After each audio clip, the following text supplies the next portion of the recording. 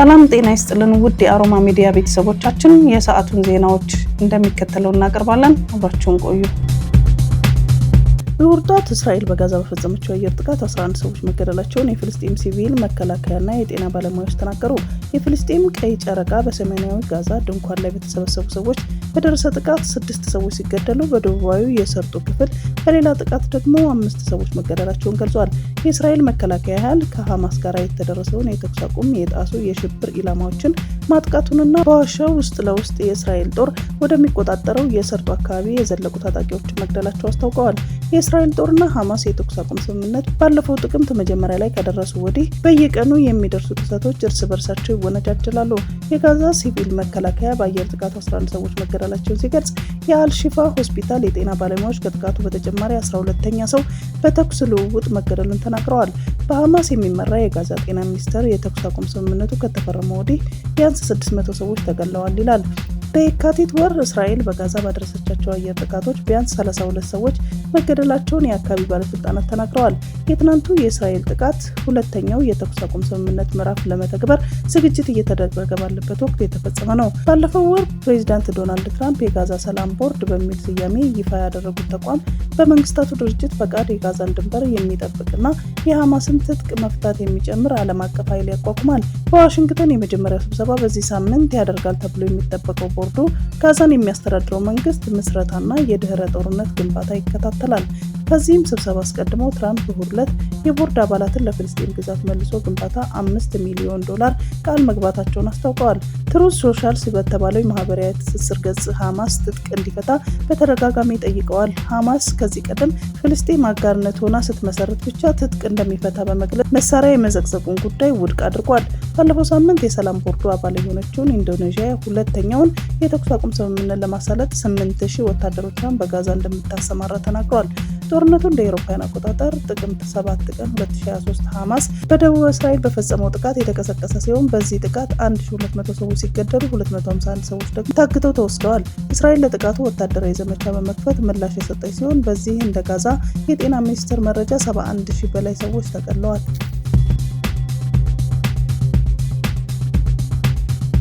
የኢራን የቀድሞ ንጉስ ልጅ ዓለም አቀፍ የተግባር ቀን ሲሉ ያስተላለፉትን ጥሪ ተከትሎ በመላው ዓለም በመቶ ሺዎች የሚቆጠሩ ሰልፈኞች የኢራንን መንግስት በመቃወም አደባባይ ወጡ። ሬዛ ፓህላቪ በሙኒክ 250,000 ለሚገመቱ ሰዎች ንግግር ሲያደርጉ የኢራን እስላማዊ አገዛዝ ከስልጣን እንዲወርድ ጥሪ አቅርበዋል። በንግግራቸው በቅርቡ በአገሪቱ የተካሄደው ህዝባዊ ተቃውሞ ተከትሎ የደረሰው እስር፣ አፈናና ግድያ ተቃውመዋል። በሙኒክ፣ ሎስ አንጀለስ እና ቶሮንቶ ከፍተኛ ቁጥር ያላቸው ሰዎች አደባባይ በመውጣት በኢራን መንግስት ላይ ያላቸውን ተቃውሞ ገልጸዋል። በቁጥር ትንሽ ቢሆኑም በቴል አቪቭ፣ ሊዝበን፣ ሲድኒ እና ለንደንም ተመሳሳይ ሰልፎች ተካሂደዋል። የመብት ተሟጋቾች በሀገሪቱ የተከሰተውን የኑሮ ውድነት ተከትሎ ከሀገር አቀፍ ደረጃ በተካሄደ ተቃውሞ የመንግስት የጸጥታ ኃይሎች 6000 ያህል ሰዎችን መግደላቸውን ይናገራሉ። ፓህላቪ ለተሰበሰበው ህዝብ የመጀመሪያውን መልእክቴን በሀገር ውስጥ ላሉ ጀግኖችና ታጋይ ወገኖች ነው።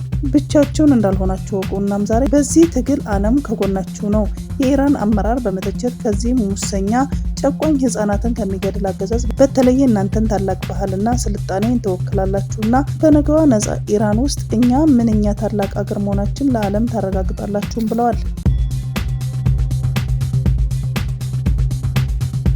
የኢራን ውጭ ጉዳይ ሚኒስትር አባስ አራግቺ ከዩናይትድ ስቴትስ ጋር ለሚያደርጉት ሁለተኛ ዙር የኒውክሌር ድርድር የስዊትዘርላንድስ ዋና ከተማ ጄኔቫ ገቡ። አሜሪካና ኢራን በተዘዋዋሪ የሚያደርጉትን ድርድር ማክሰኞ ዕለት በጄኔቫ እንደሚጀምር ተገልጿል። ድርድሩን የምትመራው ኦማን መሆኗን የተገለጸ ሲሆን የአሜሪካ ልዑካን ቡድን ስቲቭ ዊትኮቭ እና ጄሬድ ኩሽነር እንደሚመሩት ታውቋል። የአሜሪካ ውጭ ጉዳይ ሚኒስትር ማርኮ ሩቢዮ ዋሽንግተን ውጤታማ ስምምነት ላይ ለመድረስ ጥረት እያደረገች መሆኑን ተናግረዋል። ከኢራን ጋር ማንም ውጤታማ ስምምነት ላይ መድረስ አልቻለም፣ እኛ ግን እየሞከርን ነው ብለዋል። አክለውም ስቲቭ ዊትኮቭ እና ጄሬድ ኩሽነር ከኢራን ጋር ለሚደረገው ድርድር ወደ ስፍራው እያመሩ ነው፣ የሚሆነውንም እናያለን ብለዋል። የአሜሪካ የውጭ ጉዳይ ሚኒስትር ማርኮ ሩቢዮ ቅዳሜ ዕለት ባደረጉት ንግግር ፕሬዚዳንት ዶናልድ ትራምፕ ስምምነት ላይ መድረስን እንደሚመርጡ ገልጸዋል። ሁለቱ ሀገራት የሚያደርጉትን ድርድር የሚካሄደው የኢራን መንግስታት የሚቃወሙ ሰልፎችን በዓለማችን የተለያዩ ክፍሎች ከተደረጉ ከ2 ቀናት በኋላ ነው።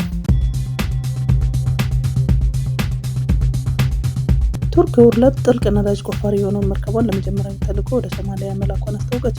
የቱርክ የኤነርጂና የተፈጥሮ ሀብት ሚኒስትር አልፓስላን ባይራካታር እርምጃውን ታሪካዊ ብለውታል። መርከቡ በ45 ቀናት ጉዞ በኋላ ሞቃዲሾ ደርሶ ቁፋሮን እንደሚጀምር ተናግሯል። ቱርክና ሶማሊያ እንደ አውሮፓውያን አቆጣጠር በ2014 በባህርና በባህር ዳርቻ ላይ የነዳጅና ጋዝ ፍለጋን ለማከናወን ተስማምተዋል። አሁን የተላከውን መርከብ ጨምሮ ነዳጅ የሚቆፍሩ የቱርክ መርከቦች ቁጥር 6 መድረሱን ሚኒስትሩ ተናግረዋል ሲል የቱርክ ዜና ወኪል አናዶሉ ዘግቧል። ቱርክ ግዙፍ የባህር ዳርቻ ነዳጅ ፍለጋ በማካሄድ ከዓለም 4ኛ ደረጃ ላይ እንደምትገኝ አክሎም ተናግረዋል። ከአዲሱ የጎርጎሮሳውያን ዓመት ወዲህ አገሪቱ በጋዛና ነዳጅ ፍለጋ ላይ ከተሰማሩ የአሜሪካና የዩናይትድ ኪንግደም ኩባንያዎች ጋር ስልታዊ ስምምነት አድርጋለች። በአማራ ክልል በጤና ባለሙያዎች ላይ የሚደርስ ድብደባና ግድያ አሳሳቢ ደረጃ ላይ መድረሱን እንዳሳሰባቸው የዓለም ጤና ድርጅት ዋና ዳይሬክተር ዶክተር ቴድሮስ አድሃኖም ተናገሩ። ጉዳዩን በገለልተኛ አካል እንዲጣራም ጠይቀዋል።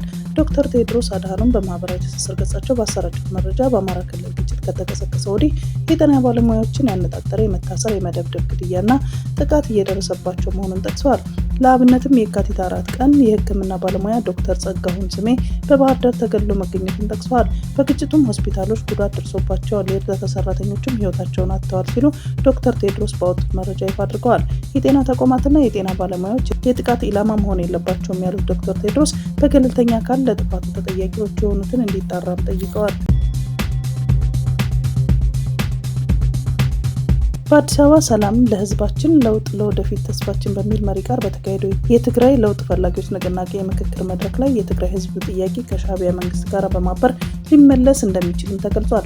የፕሪቶሪያል የሰላም ስምምነት ተደራዳሪ አቶ አሰፋ ብርሃ እንደተናገሩ ለትግራይም ሆነ ለኢትዮጵያ ህዝብ ከሻዕቢያ በላይ ጠላት የለም፣ በመሆኑም ከዚህ ኃይል ጋር መሰለፍ በአንዳነት ነው በማለትም ኮንነዋል። ጥቂት የቀድሞ የህወሓት አጀንዳዎች ከኤርትራ መንግስት ጋር በማበር የሰላም ስምምነቱን ህገ መንግስቱን እየጣሱ መሆኑን በመድረኩ ተመላክቷል። ሌተናል ጀነራል ጻድቃን ወልደ ተንሳይ በበኩላቸው የፌዴራል መንግስት ተፈናቃዮችን ለመመለስ ከመጀመሪያው ጀምሮ እንቅፋት ሆኖ እንደማያውቅ ገልጸው ይልቁንም የቀድሞ የህወሓት አንጃ የራሱን የፖለቲካ ፍላጎት ለማሳካት ሲል ተፈናቃዮችን እንደ መያዣ በመጠቀም እንዳይመለሱ እያደረገ ነው ሲሉ ወንጅለዋል። ይልቁንም የቀድሞ የህወሓት አንጃ ሌተናል ጀነራል ጻድቃን ወልደ ተንሳይ በበኩላቸው የፌዴራል መንግስት ተፈናቃዮችን ለመመለስ ከመጀመሪያው ጀምሮ እንቅፋት ሆኖ እንደማያውቅ ገልጸው ይልቁንም የቀድሞ የህወሓት አንጃ የራሱን የፖለቲካ ፍላጎት ለማሳካት ሲል ተፈናቃዮችን እንደ መያዣ በመጠቀም እንዳይመለሱ እያደረገ ነው ሲሉ ወንጅሏል። በትግራይ የፖለቲካ ችግሮች በሂደቱ ሊፈቱ የሚችሉትን ለሰብአዊ ድጋፍና ለተፈናቃዮች ቅድሚያ በመስጠት እንጂ ህዝብን ለፖለቲካ ትርፍ መስዋዕትነት ማድረግ እንዳልሆነም አብራርተዋል። የንቅናቄው አባላት በትግራይ ክልል ህጋዊ ምርጫ ተካሂዶ መደበኛ መንግስት እንዲመሰረት መስራት ዋነኛ ዓላማቸው መሆኑን ገልጸዋል። የትግራይ ህዝብ ከሁለተኛ ጥፋትና ከጦርነት ለመዳን ከኋላ ቀር አንጃዎች ተላቆ በሰላማዊ መንገድ መታገል እንዳለበት የጠቀሙት ተሳታፊዎቹ የክልሉ ችግሮች በዘላቂነት ለመፍታት ከፌዴራል መንግስት ጋር በቅንጅት መስራት ብሔራዊ ግዴታ መሆኑን በአጽንኦት አሳስበዋል። ሩሲያ ከቴሌግራም በመቀጠር በዋትስአፕ መተግበሪያ ላይ እገዳ መጣሏን አስታወቀች። የክሬምሊን ቃል አቀባይ ዲሚትሪ ፔስኮቭ እንደገለጹት እገዳው የተጣለው በመተግበሪያው የሩሲያ ህጎችና ሴቶችን ለማክበር ፈቃደኛ ባለመሆኑ ነው። የሩሲያ መንግስት ተጠቃሚዎች ዋትስአፕን ትተው በሀገር ውስጥ የበለጸገውን ማክስ የተሰኘውን መተግበሪያ እንዲጠቀሙ ጥሪ አቅርበዋል። ሩሲያ ከዚህ ቀደም በፌስቡክ፣ ኢንስታግራም እና በኤክስ ላይ እገዳ የጣለች ሲሆን በቅርቡም በዩቲዩብ እና በአፕል ፌስታይም ላይ ተመሳሳይ ገደቦችን መጣል መጀመሯ ይታወሳል። ዋትስአፕ በበኩል በሰጠው ምላሽ 100 ሚሊዮን የሚጠጉ ሩሲያውያንን ደህንነት ከተጠበቀ የመገናኛ ዘዴ ማግለል ኋላ ቀር ነው ሲሉ ድርጊቱን ኮንነውታል። ተጠቃሚዎቹ ካለፈው ታህሳስ ወር ጀምሮ እገዳዎችን ለመሻገር በቪፒኤን ሲጠቀሙ ቢቆዩም አሁን ግን ቁጥጥሩ መጠናከሩን ገልጿል።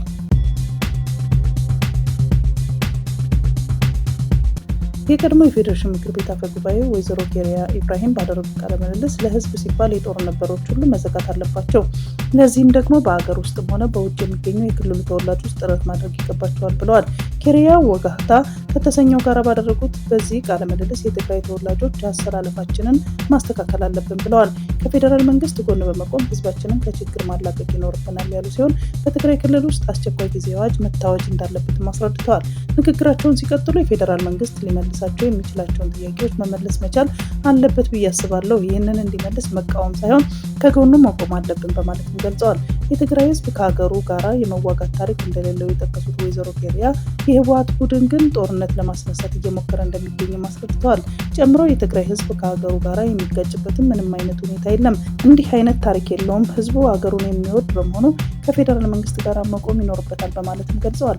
የቀድሞው አፈ ጉባኤ ሲቀጥሉ የትግራይ ህዝብና ምድር የጦር ሜዳ እንዳይሆን መጠንቀቅ አለብን፣ የጥፋት ኃይሎችን መዋጋት አለብን፣ ትግራይ የጦር ሜዳ መሆን የለባትም ብለዋል። ስለዚህ ይህንን እንዳይከሰት አሰላለፋችንን ማስተካከል ያስፈልጋል ብለዋል። በማስከተልም እኔ ሰላም ይምጣ፣ ጦርነት አቁሙ እያልኩ ነው።